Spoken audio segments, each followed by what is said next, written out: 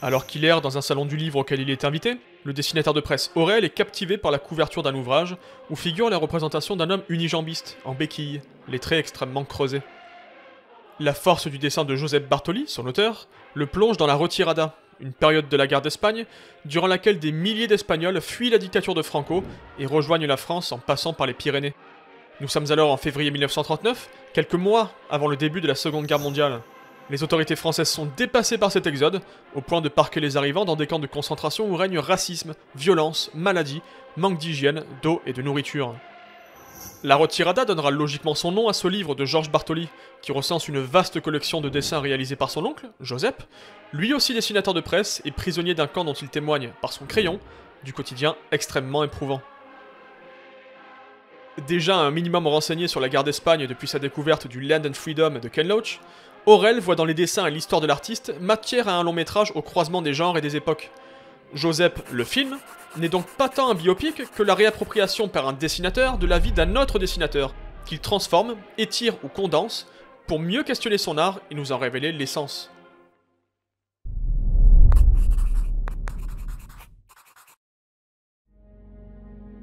En mettant en scène l'homme unijambiste dès la première séquence de son film, Aurel affiche ses intentions.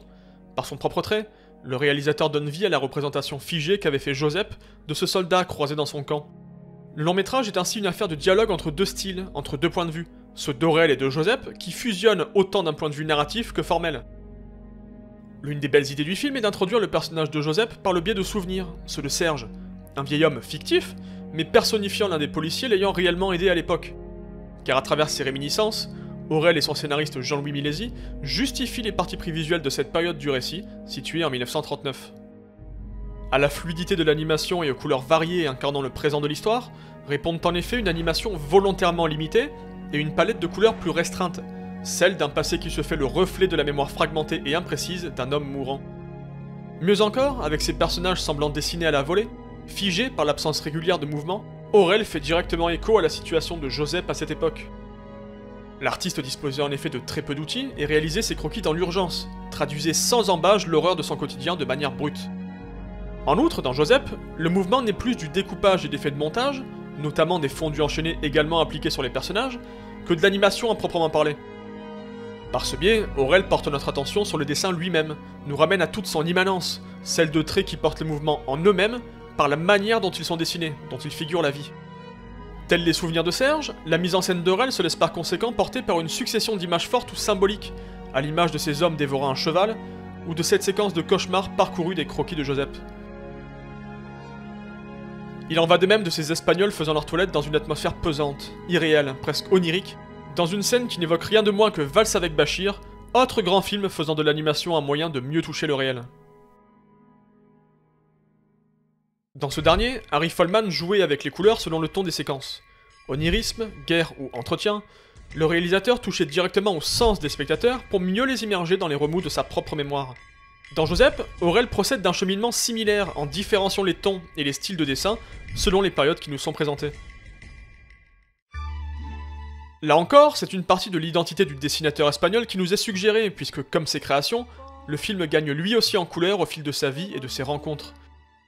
L'apparition de Frida Kahlo, caractérisée comme une muse s'émancipant de l'espace et du temps, est une idée purement cinématographique qui ne laisse pas le moindre doute sur l'impact que celle-ci aura pu avoir sur la sensibilité artistique de Josep. C'est elle qui l'amènera vers plus de compositions picturales, de tableaux, et sur une utilisation des couleurs dont le film tire une jolie métaphore. Caricaturizas porque lo que has visto, lo que guardas en la memoria, te da miedo. Y el día en que finalmente aceptes el color, habrás domesticado tu miedo. C'est aussi là tout le rôle de ces rares et brèves séquences dévoilant un Josep âgé, quasiment aveugle mais apaisé, comme libéré de ses tourments passés, au point de voir son art toucher à l'abstraction, comme une forme d'automatisme, un moyen de faire encore partie du monde, alors qu'il n'est plus en état de le voir. Ce besoin viscéral du dessin, dans le quotidien de Josep, Aurel l'évoque également par son approche scénique du personnage lors des séquences dans le camp. Car au milieu de ces Espagnols assimilés à des ombres, âmes errantes tentant de survivre à la famine ou à la maladie, trône Josep, armé de son crayon et de son imaginaire comme arme de survie psychologique. L'homme y est souvent représenté seul au milieu du champ, ou observant le monde en bord cadre, à l'écart d'un contexte sur lequel il semble prendre du recul pour mieux l'observer et en restituer l'essence. En restituer les tourments, bien sûr, mais aussi ces instants d'intimité ou de communion qui façonnent son quotidien. Dessiner sur le sable, transformer l'horizon à travers son regard d'artiste, donner des traits zoomorphes aux geôliers abusant de leur pouvoir, utiliser le dessin comme moyen cathartique d'affronter la réalité d'un viol. Le dessin est avant tout utilisé ici pour maintenir une flamme de vie, selon les propres mots d'Aurel, avant d'être utilisé pour informer. Mais parce qu'il dépeint ici un pan méconnu de l'histoire de France à travers la représentation d'un trauma, le long-métrage relève d'une démarche fondamentalement politique. Là où les textes manquent, les images prennent le relais, et ça, un dessinateur de presse comme Aurel le sait bien. Les croquis de Joseph Bartoli ponctuent le film sous leur forme d'origine, instantanés de 1939, figés sur du papier ligné de correspondance, et ont ceci d'émouvant qu'ils trouvent un écho contemporain particulièrement glaçant. La montée du fascisme en premier lieu, la crise migratoire en Europe bien sûr, mais aussi plus indirectement l'attentat de Charlie Hebdo, tant le long-métrage porte en lui l'importance du dessin de presse et les enjeux qui peuvent lui être liés. Así eran las cosas allí. Negro, blanco, duro, violento. Si le film semble d'abord parcouru par les fantômes du passé, il souligne surtout leur survie dans notre présent. En s'intéressant à la retirada, Aurel met ses fantômes en lumière pour mieux les combattre avec les armes dont il dispose.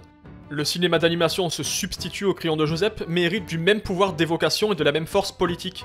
Filtre posé sur le réel, non pas pour le transformer et le fuir, mais pour mieux l'appréhender et y faire face. C'est comme ça qu'on vous apprend à dessiner dans votre pays? C'est pas très ressemblant. Si, cochon, très ressemblant. Tiens, saloperie d'espagnol de merde! Selon Aurel, Joseph est un film pensé comme une caméra posée sur l'épaule du dessinateur et connectée à son imaginaire. À travers ce témoignage, le réalisateur questionne la réappropriation de la réalité par l'art et de son pouvoir en tant qu'arme politique. Si l'on sait désormais qui est Joseph, on ne le doit pas au respect d'une vérité historique, mais à sa représentation par le dessin et le cinéma, à leur capacité à nous faire accéder aux mondes intérieurs de leurs auteurs. La relation la plus importante du film est donc peut-être celle du vieux Serge et de son petit-fils. Un témoignage n'a de valeur que s'il est écouté, faisant de la transmission un acte tout aussi fondamental. Et quel meilleur moyen que l'art pour servir de relais, faire renaître le passé et interroger le présent.